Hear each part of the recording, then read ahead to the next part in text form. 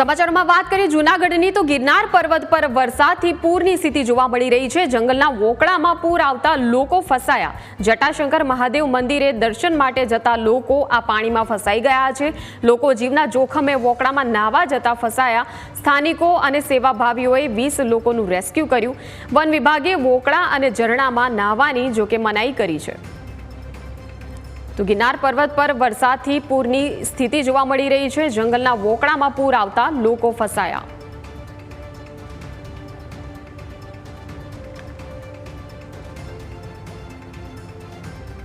તો જૂનાગઢમાં ગિરનાર પર્વત પર વરસાદથી જે પ્રકારની સ્થિતિ છે, અમે આ દ્રશ્યો આપને બતાવી રહ્યા છે કે કઈ રીતે પૂરની સ્થિતિ છે। ધસમસતા પાણીના પ્રવાહમાં લોકો તણાયા। જટાશંકર મહાદેવ મંદિર ખાતે જે લોકો ત્યાં વોકળામાં નાહવા માટે પડ્યા હતા, પરંતુ આ પાણીના પ્રવાહમાં તેઓ ફસાયા છે। જો કે રેસ્ક્યુની કામગીરી કરવામાં આવી હતી। સંવાદદાતા સાગર ફોનલાઈન પર જોડાઈ ગયા છે। સાગર, પૂરની પરિસ્થિતિ છે અને અમુક લોકો જટાશંકર મહાદેવ મંદિર પાસે ફસાયેલા હતા અને હાલ શું કામગીરી ચાલી રહી છે?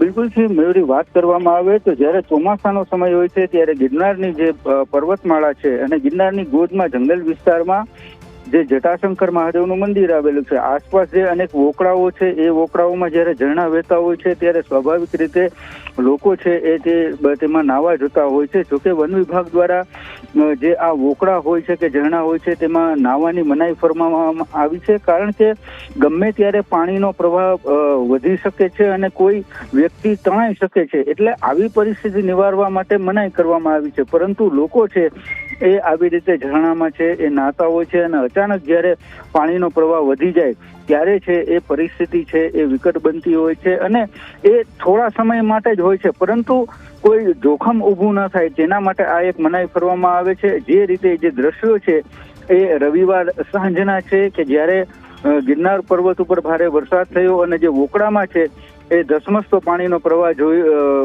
વહેતો જોવા મળ્યો હતો અને જે લોકો છે એ ત્યાં નાહતા હતા, પરંતુ જે પાણીનો પ્રવાહ વધી જતા તેમાંથી બહાર નીકળવાનો પ્રયત્ન કર્યો હતો।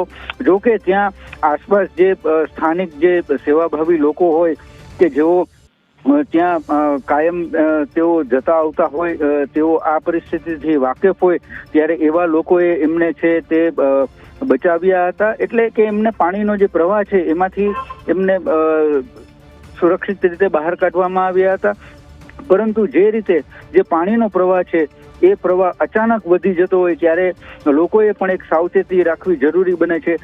તેવું પણ એક લોકોએ છે તે હવે સમજવું પડશે કે જેથી કરી અને ક્યારેય પણ આ પ્રકારની કોઈ જે દુર્ઘટના છે એ ન બને। જોકે સદનસીબે આ જે વિડીયો આવ્યો છે તેમાં કોઈ દુર્ઘટના બની નથી, પરંતુ જ્યારે પાણીનો પ્રવાહ વધી જાય ત્યારે કોઈ દુર્ઘટના ન બને તે માટે થઈ અને વન વિભાગ દ્વારા એક જે ઝરણામાં કે વોકળામાં નાહવાની મનાઈ કરવામાં આવી છે। જી બિલકુલ, આભાર સાગર સમગ્ર માહિતી બદલ।